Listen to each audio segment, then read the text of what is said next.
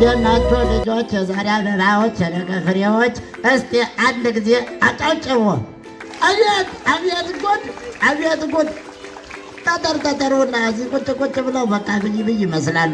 እስቲ ሁለት እጅ ያለው ከፍ ያርግ። እስቲ ጨብ አድርጉ። አንድ ሁለት ጨብ። እስቲ አውርዱ። አቤት አቤት! እስቲ ከዚህ መካከል እናት አባቱን የሚታዘዝ ማን ነው? ይሄ በሙሉ ይታዘዛል።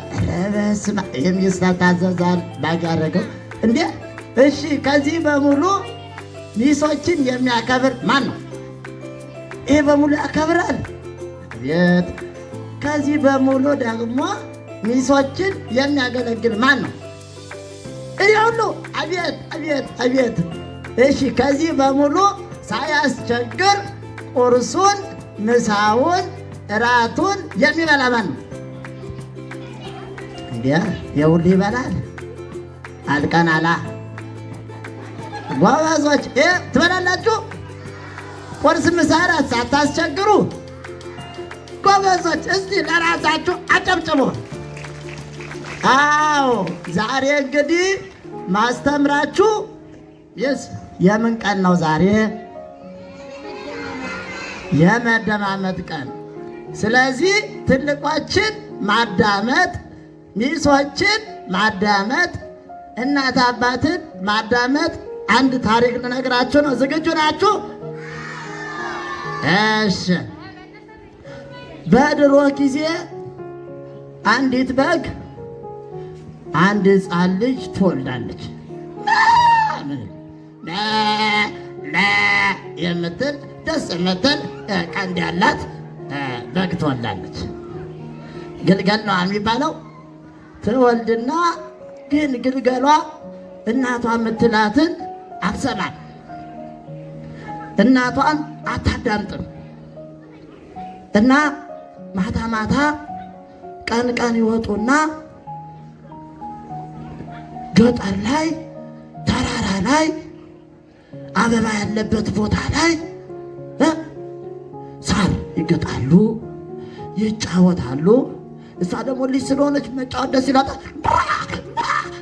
ያለች በቃ ፍርግጥ ያለች ደስ ይላታል። ትጫወታለች።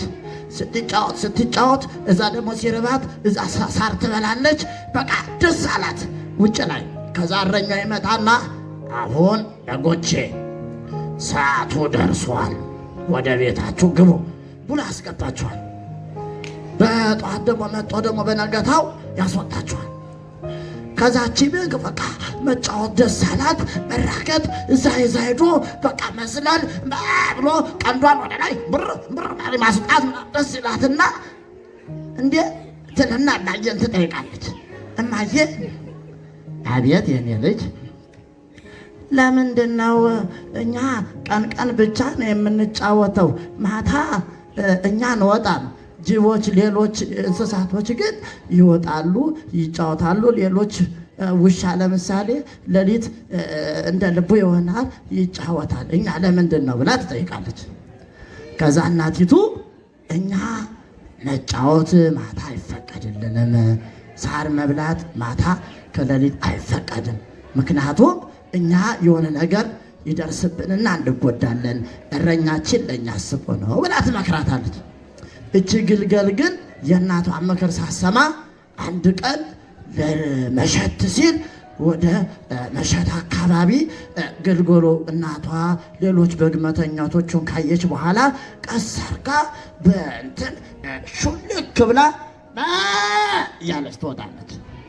የዚህን ሰዓት ስትወጣ ስታይ ጨለማ ነው፣ ምንም አይታይም። እሷ ምንም አላወቀችም።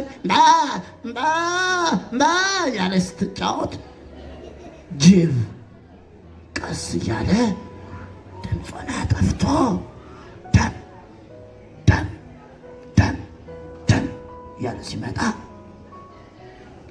እሷ ዝም ብላ ከውሻዎች ጋር ስትጫወት ውሻዎች በርቀት ያዩትና ጨለማ ማየት ስለሚችሉ ከርቀት ሲያዩት ጅቡ ተደብቆ ሊበላቸው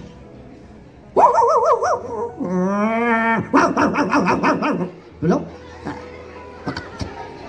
ጮሁና አቅማቸው በላይ ሲሆን ሮጦ እቺ ግልገል ግን ሳታውቅ ና እያለች ስትጫወት ጅብ መጥቶ